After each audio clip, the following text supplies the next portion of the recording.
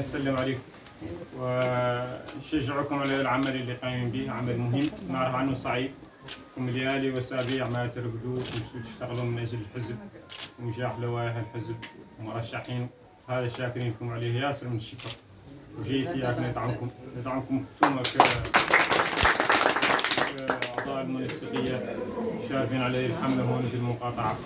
انتم المقاطعه كمرشحين وكمناضلين الحزب وساهرين على هذه العمليه اللي هي، ونطلب منكم انكم تضاعفوا الجهود، لان عندما تنزل الحكومه ينزل الوزير الاول معناه انه الامر صعب بنفس الوقت غير مالي مهم حتى عند صاحب الفخامه رئيس الجمهوريه، لان هذه الانتخابات مصيريه، هي اول انتخابات وعهد نظام انتخابات فيها النواب اللي هم ليه يعطوا للحكومه يعطوها الثقه ولا يسمحوا لها بانها تواصل عملها وتواصل مشروعها من اجل تنميه هذا البلد. وبالتالي يالكم ترفعوا التحدي على مستواكم، على مستوى الميناء، والحكومه ده هي هون مستجمه معاكم وملتحمه بكم ومساندتكم على ذا كامل. طالبين منكم ان شاء الله، لان دخلنا في الاسبوع الاخير انكم تكثروا الجهود وتقلوا من الرقاد.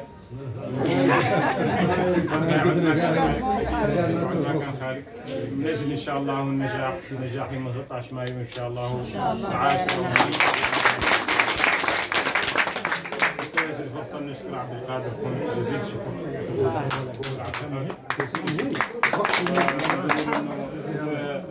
نقدم عليه اليوم انه قال فينا حتى، وانه ان شاء الله يدور لا يجبر جزاؤه،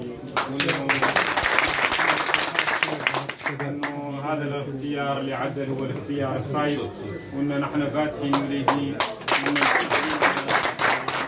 انه يدور ان شاء الله لا يجبر نتيجه هذا العمل اللي هو